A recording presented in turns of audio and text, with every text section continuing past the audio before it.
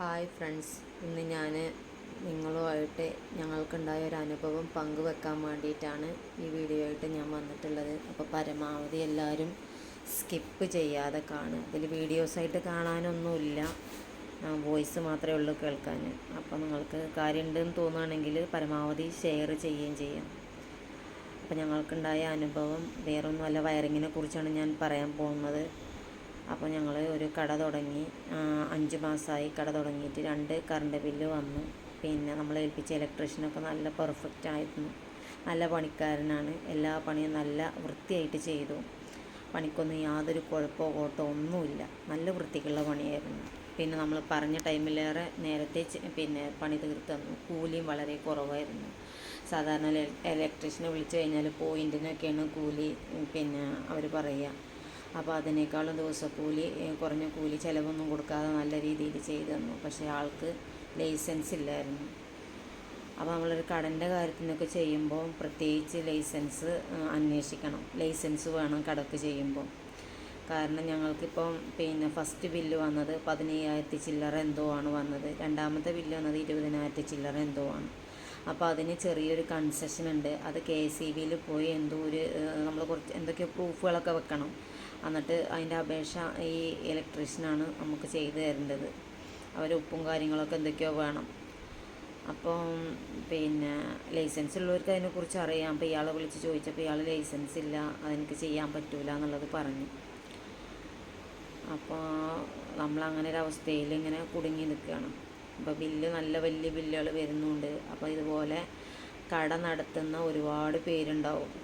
കടങ്ങളും ലോണ് തിരിമറി ഇതെങ്ങാണ്ട് അങ്ങനെ ഒരുപാട് പൈസകൾ കടം ഇറക്കി കച്ചവടം ചെയ്യുന്ന ഒരുപാട് പേരുകളുണ്ടാവും.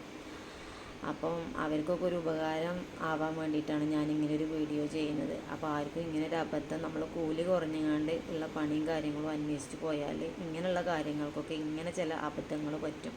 ഞാൻ ലൈസൻസ് ഇല്ലാത്തവരുടെ ഇലക്ട്രീഷ്യൻ വർക്ക് കളയാൻ വേണ്ടിയിട്ടല്ല ഞാനിങ്ങനെ ഒരു വീഡിയോ ചെയ്തത്. പക്ഷേ കടയുടെ കാര്യത്തിന് ഇങ്ങനെയുള്ള കാര്യങ്ങൾക്ക് വേണ്ടി നമുക്ക് എന്തെങ്കിലും കൺസെഷന് കിട്ടുന്ന കാര്യങ്ങൾക്ക് വേണ്ടി ചെയ്യുമ്പോൾ അതിന് ലൈസൻസ് ഉണ്ടോ നിങ്ങൾ പ്രത്യേകം അന്വേഷിച്ചിട്ട് വേണം അതിന് നമ്മൾ പണിക്കാരെ വിളിക്കാൻ വേണ്ടിയിട്ട്. ഇപ്പോൾ ഒരു സിമൻറ്റ് പണിക്കാരനാണെങ്കിലോ കല്ല് പണിക്കാരനാണെങ്കിലോ പടവ് പണിക്കാരന് അതുപോലെ പെയിൻറ്റ് പണിക്കാരന് ഇവർക്കൊന്നും ലൈസൻസിൻ്റെ ആവശ്യമില്ല. മരപ്പണിക്കാർ ഇവർക്കൊന്നും ലൈസൻസിൻ്റെ ആവശ്യമില്ല. പക്ഷേ ഈ ഇലക്ട്രീഷ്യൻ വർക്കിന് KSEBയിൽ പോയി നമ്മൾ എന്തെങ്കിലും ഒരു അപേക്ഷ നമുക്ക് കൊടുക്കേണ്ടി വന്നാൽ അതിന് നമ്മൾ വർക്ക് ചെയ്ത ആളുടെ ഒപ്പ് വേണ്ടി വരും.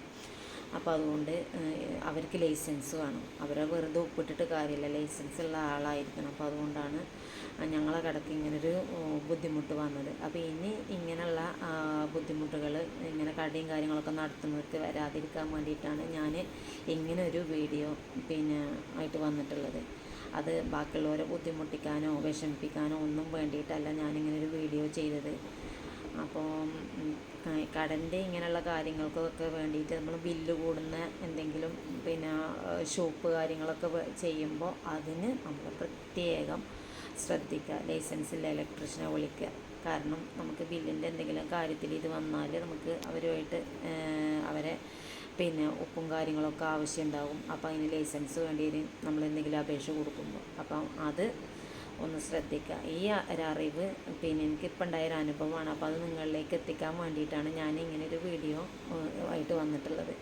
ഞാനിതുവരെ ഇങ്ങനെ എൻ്റെ സൗണ്ടിലൊരു വീഡിയോ ആയിട്ട് വന്നിട്ടില്ല. എൻ്റെ കുട്ടികൾ എന്തെങ്കിലുമൊക്കെ ചെറുതായിട്ട് ഇടും, അതുപോലെ എന്തെങ്കിലുമൊക്കെ ഷോട്ടും കാര്യങ്ങളും ഇടും എന്നല്ലാതെ ഇങ്ങനൊരു സൗണ്ട് വെച്ചിട്ട് ഞാൻ എൻ്റെ ഒരു വീഡിയോ ഇതുവരെ ചെയ്തിട്ടില്ല.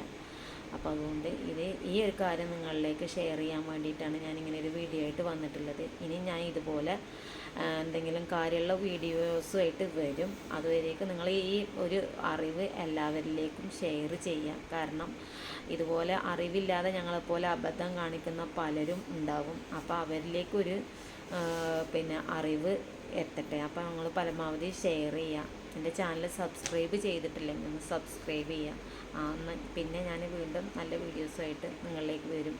ഓക്കെ, ടാറ്റ.